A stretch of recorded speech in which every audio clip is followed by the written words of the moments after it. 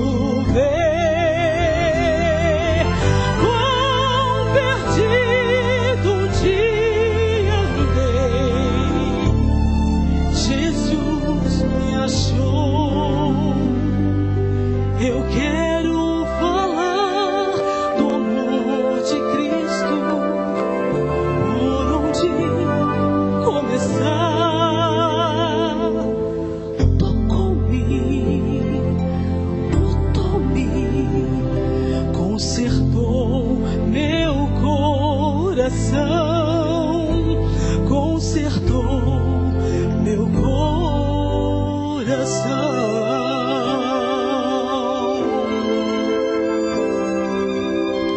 Ó Pai, perdoa,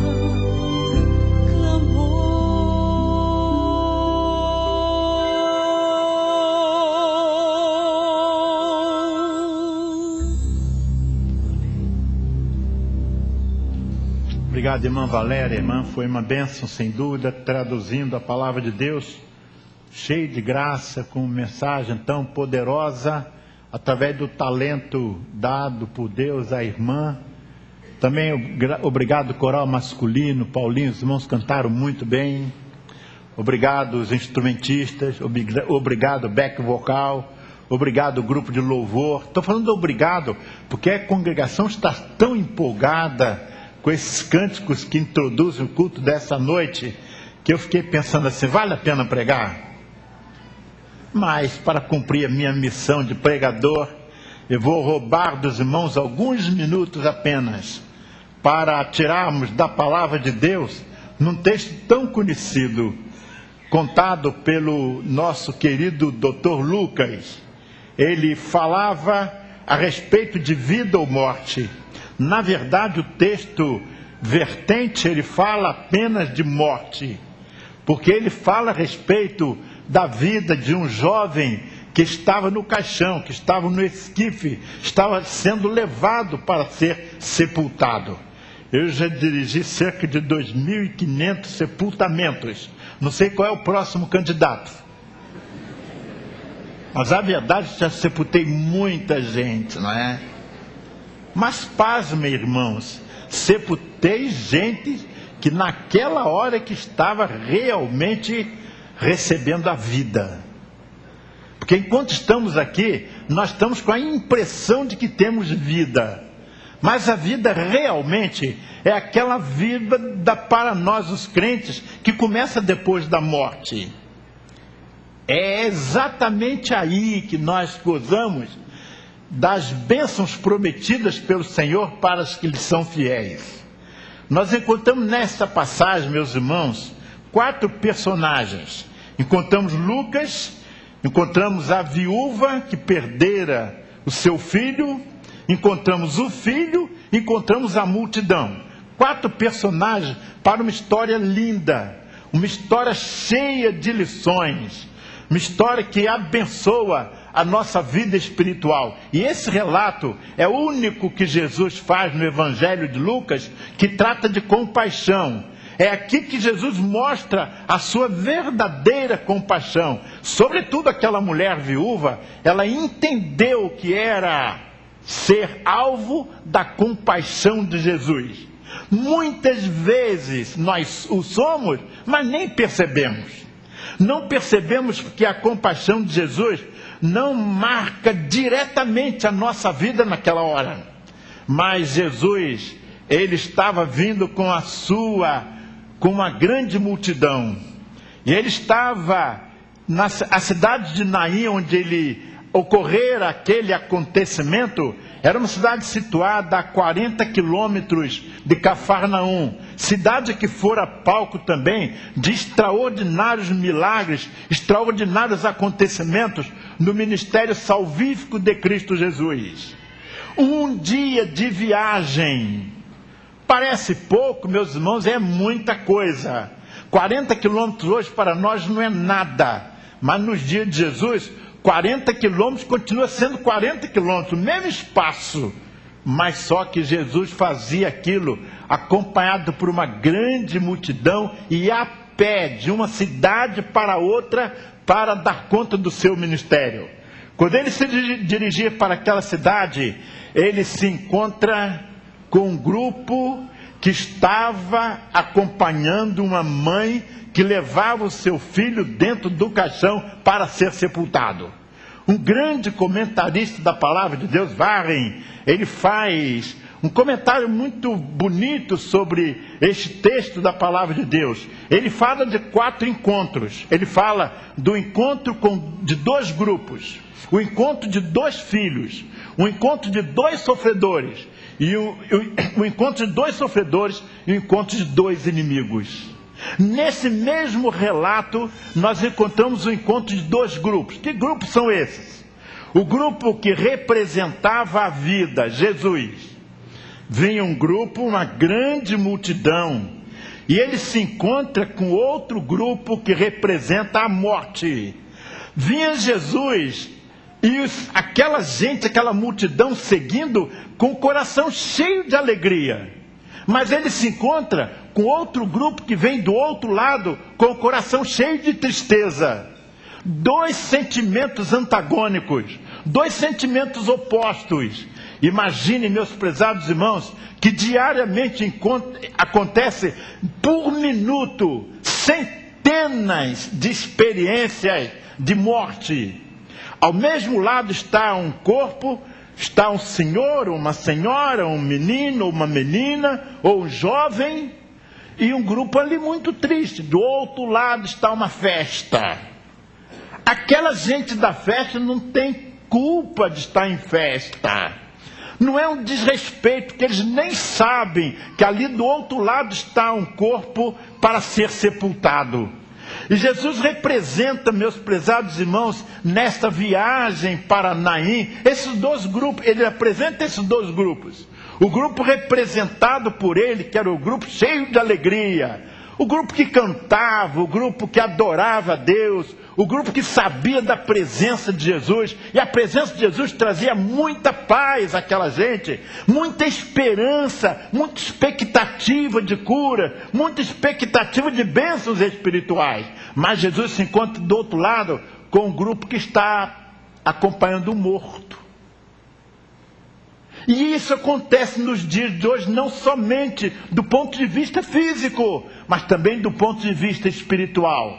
Há muita gente que está abençoada, que está cantando, que está louvando, que está adorando a Deus, mas ao outro lado, há pessoas que estão mortas espiritualmente, estão servindo ao diabo, estão servindo ao pecado, estão dando vazão às coisas da carne. 2 grupos representados naquele encontro de Jesus com a mulher viúva na cidade de Naim. O outro encontro fala do encontro de 2 filhos, o filho de Deus e o filho do homem. O grupo que representava Jesus, o grupo que representava os filhos de Deus e outro grupo que representava os filhos dos homens. Um estava vivo, Jesus, mas ia ser morto. Outro estava morto, mas ia ficar vivo. 2 grupos distintos, 2 grupos em posição antagônica, diametralmente opostas. Um grupo, o encontro de 2 filhos. Um era o Filho de Deus, Jesus Cristo, que ainda ia morrer, mas ele sabia da hora da sua morte. Ele sabia do local da sua morte, ele sabia das circunstâncias da sua morte, ele sabia quantos estariam ali para testemunharem a sua morte. Era um que estava vivo, mas ia morrer. E havia ali um que estava morto, mas ia viver. Jesus Cristo nos oferece essa situação.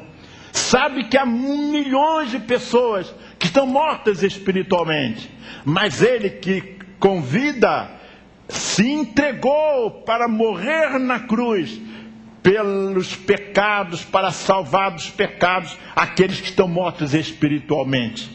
Esse texto fala do encontro desses 2 filhos, o filho do homem e o filho de Deus. O terceiro encontro é o filho de 2 sofredores. Jesus, o homem de dores, o homem que veio tabernaculou entre nós, viveu entre nós, habitou entre nós.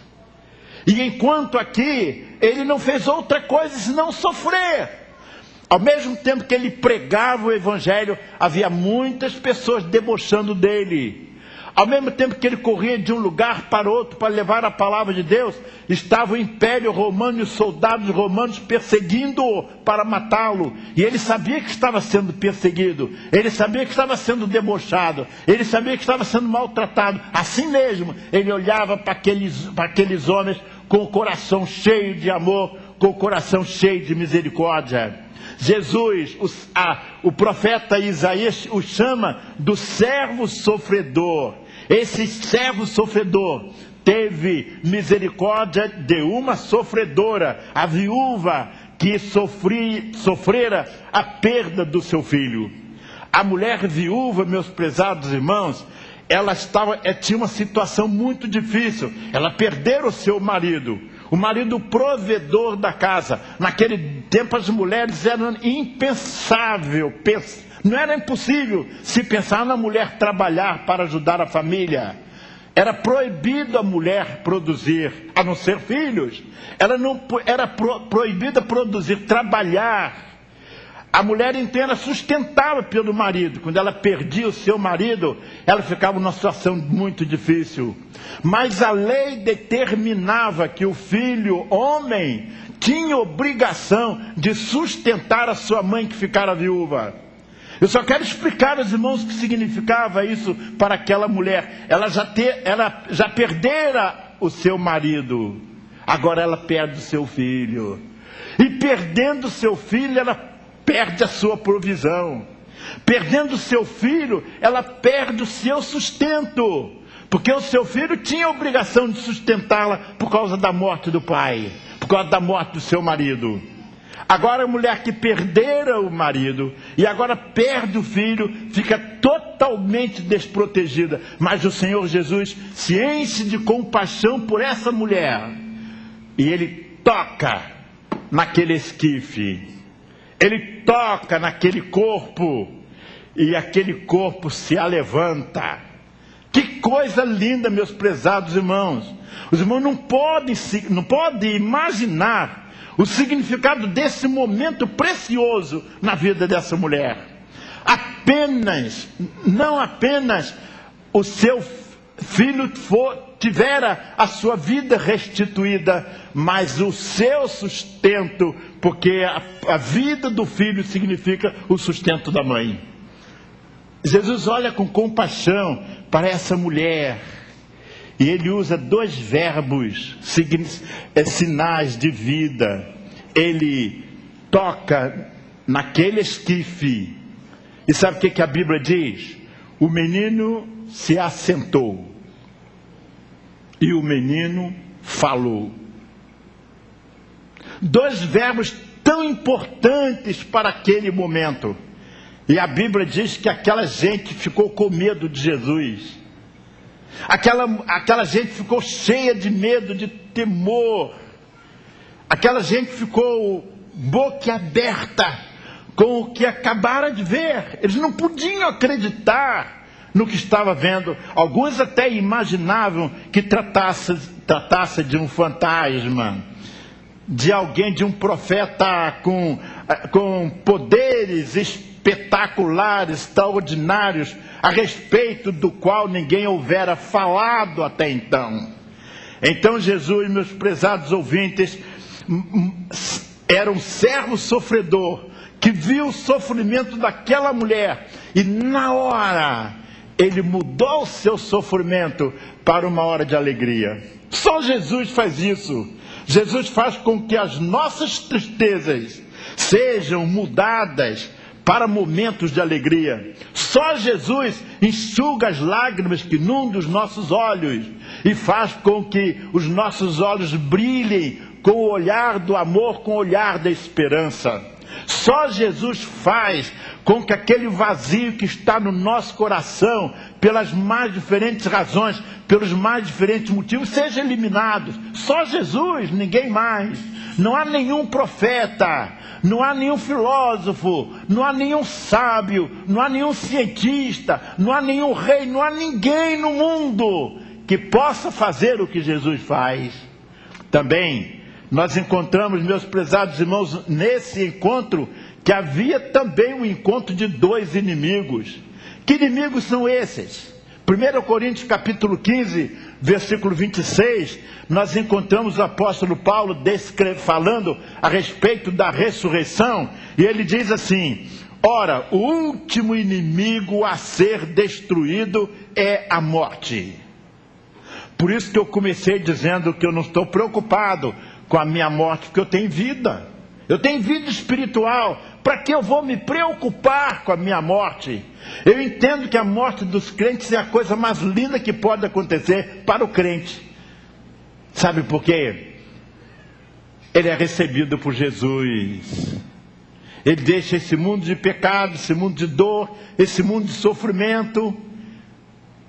Mas ele é recebido por Jesus nos céus. Isso é vida, meus irmãos. A verdadeira vida somos nós que temos. E então nós encontramos esse encontro entre dois inimigos. O inimigo chamado morte física e o inimigo chamado morte espiritual. Há uma luta tremenda entre a morte e a vida. Nós queremos ter vida a qualquer custo. Não importa os meios pelos quais nós vamos nos utilizar para termos vida. Mas essa vida não se traduz pela vida que vivemos aqui. A verdadeira vida é aquela que vivemos no momento em que a nossa alma deixa o corpo e vai diretamente para os céus. É com alegria muitas vezes que nós vemos crentes enterrando os seus parentes, se eles são crentes, porque Deus muda aquele momento de tristeza e imprime no coração do crente a alegria por ter a convicção, a certeza de que o seu querido só saiu desse mundo e foi para o outro mundo preparado para nós. Você tem essa certeza? Mas você só pode ter essa certeza se você tem absoluta convicção da sua salvação. Se você tem absoluta certeza que você deixou esse mundo de pecados.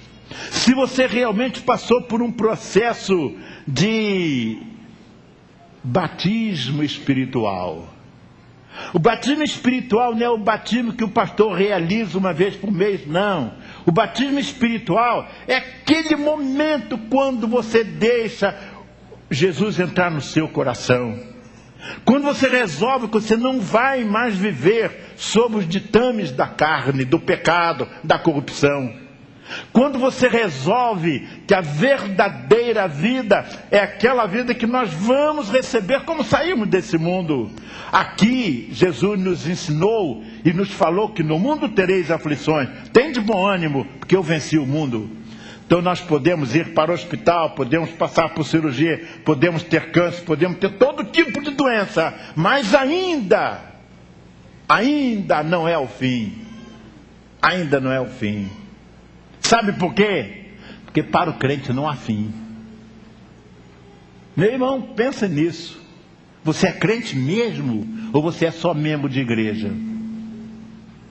Você é crente mesmo ou só canta no coro masculino? Você é crente mesmo ou só é instrumentista? Você é crente mesmo com absoluta convicção. O crente que é crente não duvida da sua salvação. Você duvida? Então você não é crente. Você está preparado para Deus chamar a você agora. Você pode não querer ir agora. Ninguém quer, eu também não quero. E não é pecado não querer. Mas se Ele quiser que eu vá, eu vou feliz.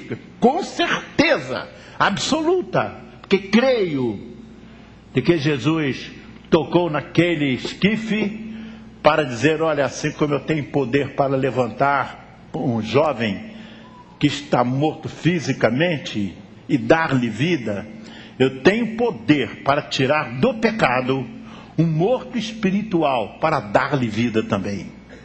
E essa operação, é esse milagre que pesa, irmãos. Jesus não estava preocupado que o milagre que ele fazia do filho da viúva de Naim se tornasse um acontecimento espetacular. Não estava preocupado com isso.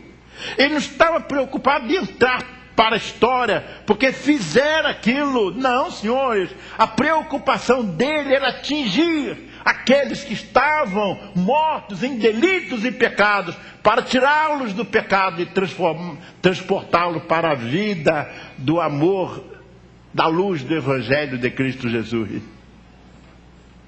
Ah, como a gente canta bonito também. Como eu gostaria de cantar como a irmã Valéria. Não com a sua voz querida, é voz de homem mesmo, né? Tá bom? É bonita como a sua voz. Como eu gostaria de cantar. Como eu gostaria de cantar como o back vocal. Mas isso, meus irmãos, não é nada perto de como eu vou cantar no céu. É no céu que vale. No céu é que é. Lá eu quero cantar, lá eu tenho certeza que vou cantar. Com absoluta convicção. Mas essa convicção, meus irmãos, não é porque eu seja pastor, porque há muitos pastores que não têm convicção. Essa convicção não é porque eu ser filho de pastor, não, senhores. Essa convicção não é por eu ser filho de crente, não, senhores. Essa convicção é porque eu entreguei o meu coração para Jesus. Essa convicção é porque a partir do momento que eu entreguei meu coração para Jesus, eu não quero fazer outra coisa senão servir a Jesus. Mas muitas vezes eu não sirvo, porque sou humano. Mas como me entristeço, como me abato, quando eu faço alguma coisa que não era para ter feito como crente. Como eu me abato. É isso que mostra que você é crente realmente. Mas se você peca e leva de qualquer jeito a vida de pecado, se você entristece a Jesus e leva de qualquer jeito essa vida de entristecimento de Jesus, se você se acostuma com isso, se isso não incomoda mais a sua vida, algo precisa acontecer na sua vida. Porque Jesus, quando tocou naquele jovem, não tocou só para se tornar popular, se tocou para fazer uma revolução na humanidade. Uma revolução não de chamá-lo de profeta, de isso, daquilo. Ele queria, a única coisa é que as pessoas mudassem a sua direção de vida. Queridos, que encontros maravilhosos representaram esse único encontro de Jesus com um jovem morto. Há muitos mortos que precisam se encontrar com Jesus. Você é um deles. Não, pastor, eu sou membro da igreja desde garoto. Não estou perguntando isso. Você é um deles. Não, pastor, eu sou professor da escola dominical. Pastor, eu sou até diácono. Pastor, eu sou do Ministério da Música. Não estou perguntando isso. Estou perguntando da sua convicção de vida eterna. Estou pensando na convicção de vida de acordo com a vontade de Jesus. Você pode ser até um crente que tenha garantido a sua salvação, mas é um crente que não é servo de Jesus. Servo de Jesus é aquele que faz tudo para andar conforme Jesus quer que nós andemos. Aquele que diz claramente para Jesus: Senhor, estou aqui, estou pronto para te servir. Estou pronto para trabalhar para ti. Estou pronto a qualquer coisa para que a minha vida seja usada nas tuas mãos. Abaixe sua cabeça. Fale agora com Cristo pessoalmente. Não peça pelos outros. Peça por você primeiro. Peça a Jesus, a Deus por você, em nome de Jesus. Que tipo de vida é a sua vida cristã? Você é daquela vida que faz parte da multidão que está ao lado de Jesus? Curtindo a presença de Jesus diariamente na sua vida?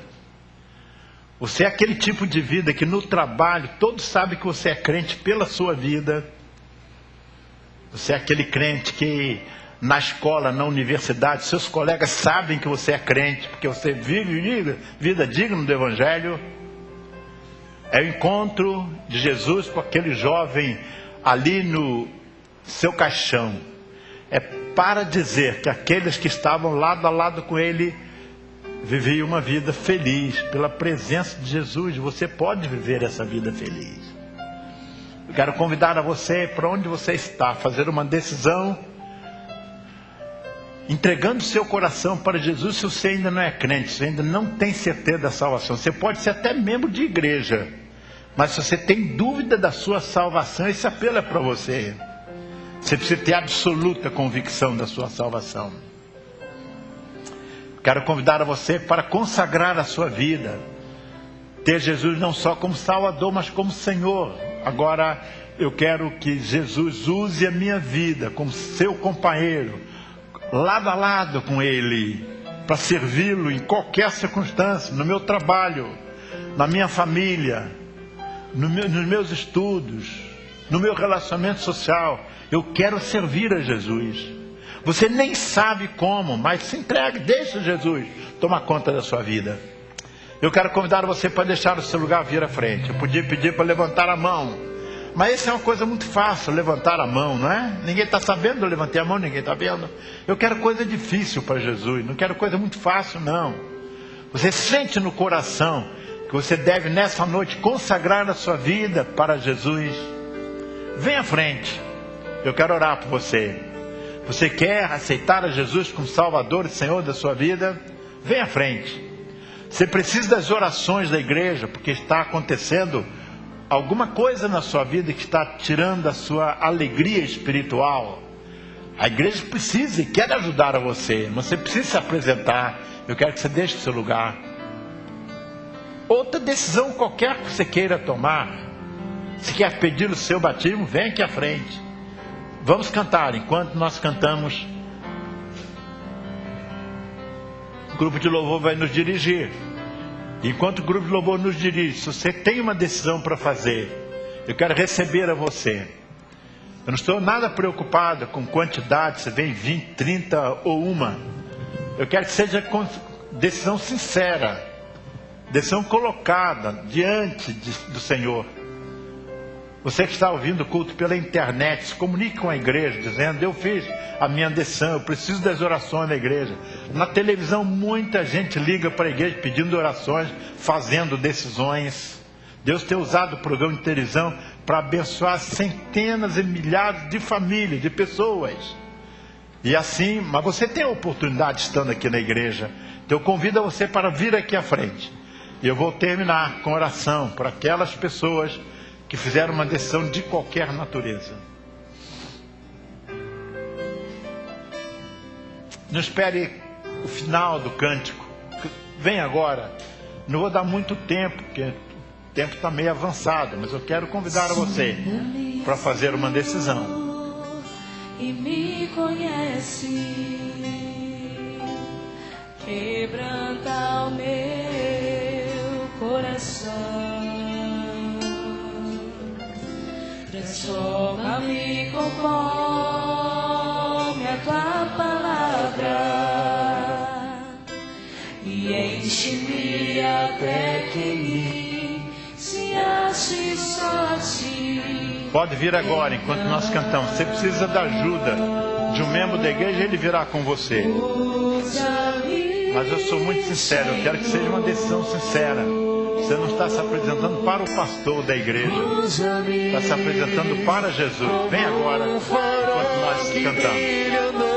Noite como ponte sobre as águas, como Deus abençoe, tá bom? deserto, como flecha que acerta o alvo. Eu quero ser usado da maneira que te agrade, em qualquer hora e em qualquer lugar.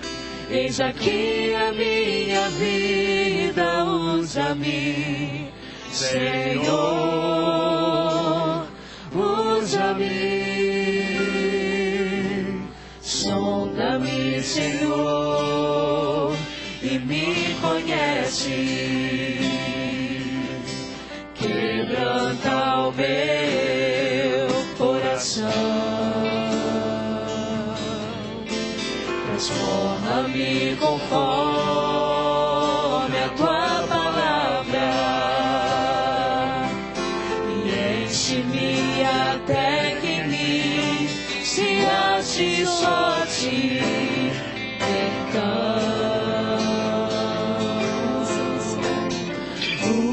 Usa-me, Senhor,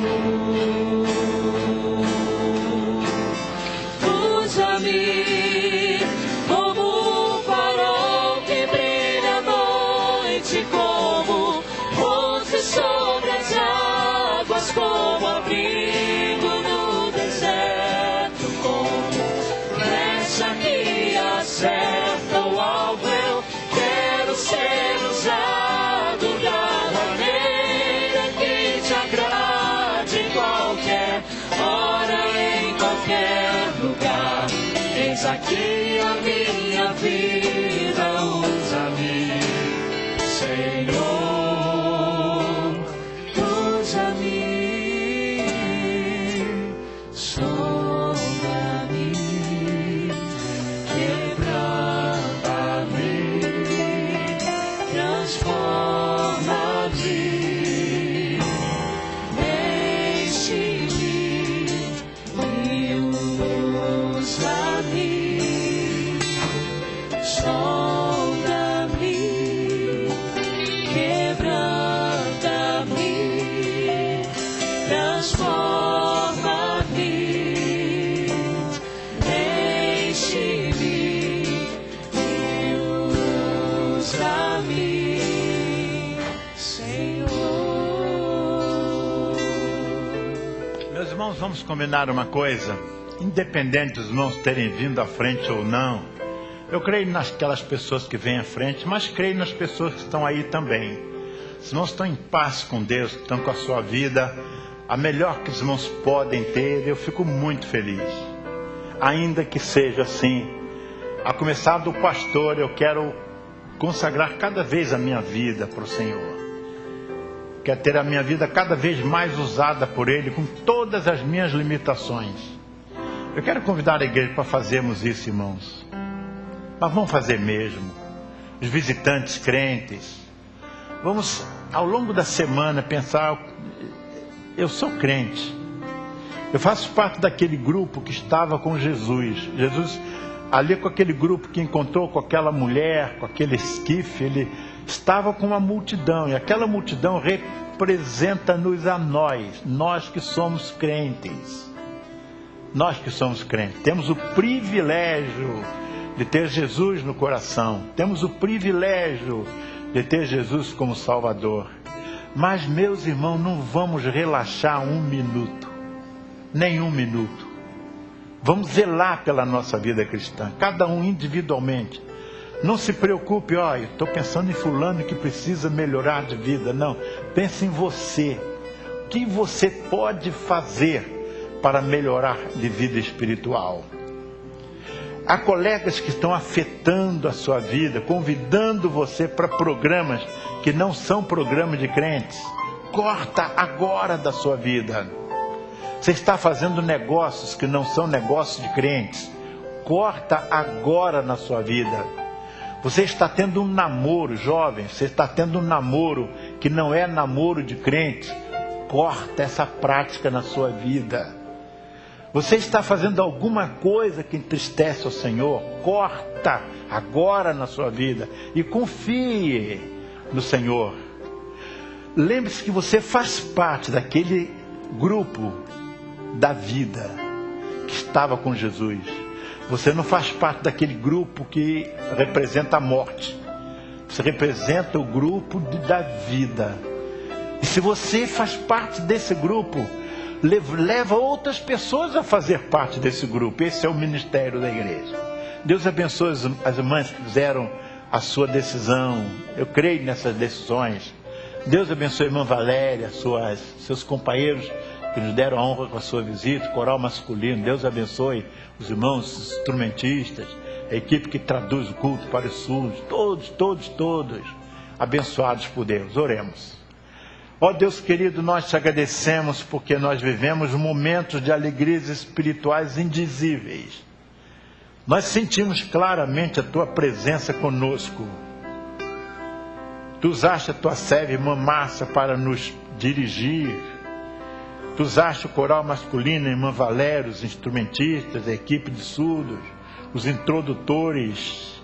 Usaste essa atenciosíssima congregação que ajudou tanto o teu servo no raciocínio, ó Deus, na entrega da mensagem. Todos nós, ó Deus, trabalhamos para que o culto te fosse agradável. E nós esperamos que tenha chegado ao teu trono de graça, como tributo da nossa gratidão pelas bênçãos que recebemos de ti. Abençoa o teu servo, Senhor Deus, que no próximo domingo estará ali, na Bahia, na cidade de Vitória da Conquista. Abençoe, Senhor Deus, a igreja aqui reunida para te cultuar, o pregador e o dirigente do culto da manhã e da noite. Ó Deus, nós não queremos outra coisa senão te servir. Por isso nós te suplicamos, a começar da vida do teu servo, que o maligno não tenha nenhuma chance na sua vida, como não tenha nenhuma chance na vida de nenhum membro dessa congregação. Que vivamos em paz espiritual, ó Deus, que possamos experimentar aquelas alegrias que só tu podes nos dar. Por isso nós te pedimos que cada lar da tua igreja seja ricamente abençoado por ti. Cada irmão, cada irmã, cada jovem, cada menino, cada menina, todos, ao longo da semana, possam receber o teu hálito suave, o teu aroma, dominando, impregnando a vida de cada um. Leva-nos, querido Deus, em paz para os nossos lares. Sustenta-nos com a tua graça. Nós oramos, ó Deus, humildemente e agradecidos, no nome de Jesus, o nosso Salvador.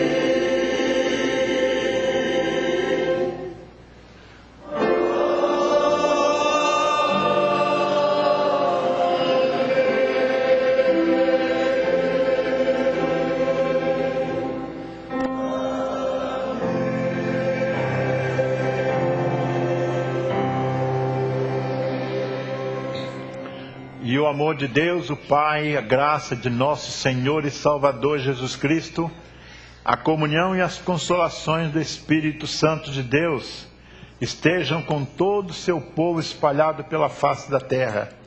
Especialmente, ó Deus, com esta congregação aqui reunida hoje e para todos sempre. Amém. Podemos assentar, que Deus a todos abençoe.